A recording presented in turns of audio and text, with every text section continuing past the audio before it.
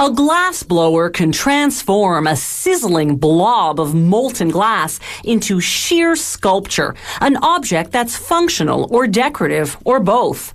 Blown glass can be on the cutting edge of modern design, quite a feat for an art that's more than 2,000 years old.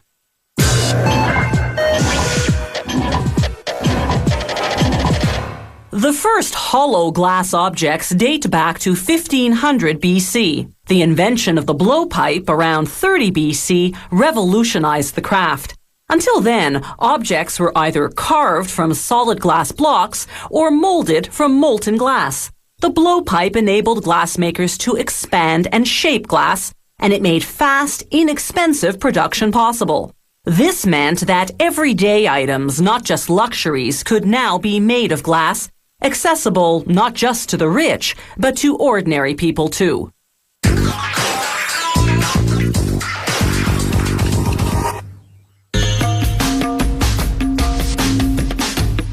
When you see these spectacular shapes and colors, it's hard to believe that blown glass comes from this bland, lumpy stuff. This is silica, a natural material derived from sand, mixed with thinners and stabilizers such as potassium and limestone. The glass blower recycles any leftover colorless glass, then loads the mix into the melting furnace. After 12 hours at fusion temperature, 1200 degrees Celsius, the raw material transforms into colorless liquid glass. The glass blower uses a blowpipe, a long steel tube with a ring or pear-shaped end, to collect what's called a gather, a glob of this red-hot molten material.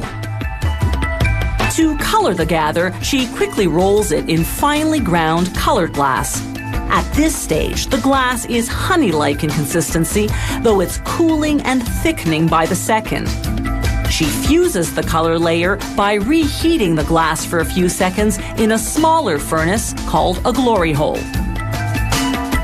Next, she rolls the glass against a ladle-shaped block to form a starting shape for blowing. A gentle blow or two bulges it into a hollow bubble. By now, the cooling glass has thickened to the consistency of caramel, making it more controllable and shapeable. The glass blower stretches and shapes the glass with different blocks and hand tools. The glass is like hardened caramel now and holds its final shape. She scores the glass where it meets the blowpipe, then cools it further with compressed air. On the opposite end of the glass, with a bit of hot glass, she attaches a solid metal maneuvering rod called a pontil. Then she applies a single drop of cold water on the score line to crack and break the glass off the blowpipe. Using another pontil, she plugs the resulting hole with hot glass. Then it's back to the melting furnace to attach a gather. It's critical to always rotate the glass so that it doesn't droop and become lopsided. The glass blower shapes this gather not with a block, but by hand. She protects herself from the intense heat by using a thick stack of soggy newspapers. Using an ordinary pair of scissors, she forms ridges.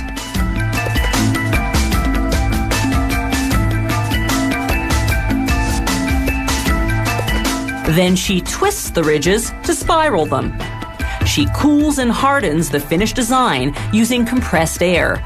Then it's a quick blast in the glory hole to equalize the temperature throughout the piece. This blown glass lemon reamer has taken all of 8 minutes to make. Now it goes into an electric kiln for a slow 12-hour cool down to prevent cracking. Meanwhile, the glass blower starts a new piece, a large vase. More blowing, more shaping.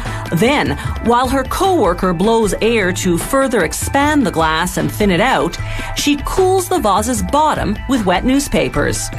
This holds the cutoff point at the top. After reheating the glass to re-soften it, they stretch it, lengthening the vase. Once they finalize the shape, They use a wooden paddle to flatten the base. Now for some eye-catching decoration. Vivid colored glass coiled like taffy over the entire vase. Certain designs require cutting off a portion of the finished piece. That leaves a rough, opaque edge they must extensively grind and polish. A lemon reamer, a vase, even a mortar and pestle. A glassblower's work is clearly remarkable. Around 1000 AD, craftsmen began making intricate window designs using lead rather than wood or plaster between pieces of colored glass. Before long, the church was commissioning stained glass windows depicting religious scenes to adorn the great cathedrals of Europe. You can make stained glass two ways. Using copper foil, a technique developed about 100 years ago by the American artist Louis Comfort Tiffany, or you can use the centuries-old European lead technique, which we're about to see. First, the artist lays a plate of glass over a pattern and traces the parts of the design that she'll cut from that plate. Then she scores her trace line using a glass cutter. A quick snap, and the glass separates neatly. She follows the same procedure with different colors and textures of glass for all the pieces of the design.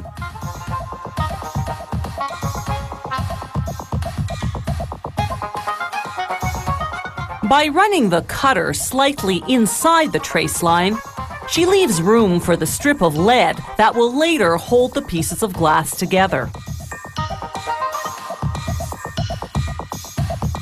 Once she finishes cutting all the pieces, she checks them against the pattern, making sure they fit together properly.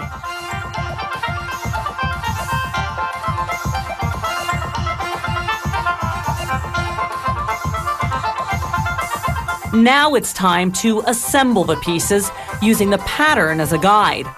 This zinc molding will frame the panel, its inner groove fitting over the edge of the glass. The artist positions this molding along the perimeter of the pattern. Then she drills an L-shaped wood frame into the work table to hold everything in place during assembly. A few nails keep the molding in place. She'll join the pieces of glass using strips of lead called came. Lead because it's soft enough to bend to the shape of the pieces. After straightening out a long strip of came, she cuts the various lengths she needs to border each piece of glass. The came is shaped in such a way that the glass on each side just slides right under. The cutting pliers, called nippers, are specially designed to slice through the came without deforming it.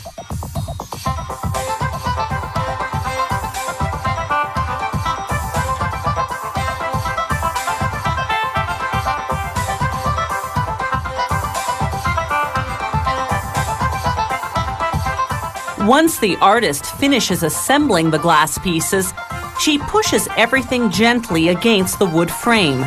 This squares the panel and ensures the pieces fit together snugly. Now she brushes on flux, a type of acid. This cleans the lead came so that solder will adhere well. Using a soldering iron, she applies a bead of lead and tin solder wherever two strips of lead came join. Then she uses a short bristled brush to coat the lead in black putty. This makes the seams watertight and gives the lead a darker, aged look. Finally, she sprinkles on calcium chloride powder called whiting. This sets the putty and polishes the glass and lead to a shine. After 4 painstaking hours, the panel is finished. More elaborate stained glass works feature hand-painted detailing. The artist first prepares a design on paper, then cuts the pieces of glass accordingly. He paints the design outline on the pieces in black, then fires them in a kiln to set the paint. To create shading, he applies a coat of brown paint called grisaille. Using a dry brush, he removes it from the parts he wants to highlight, then he fires the glass again.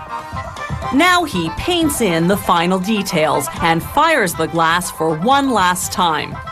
The paint contains powdered glass, so the intense heat of the kiln bonds it to the glass pieces. The result is nothing short of spectacular.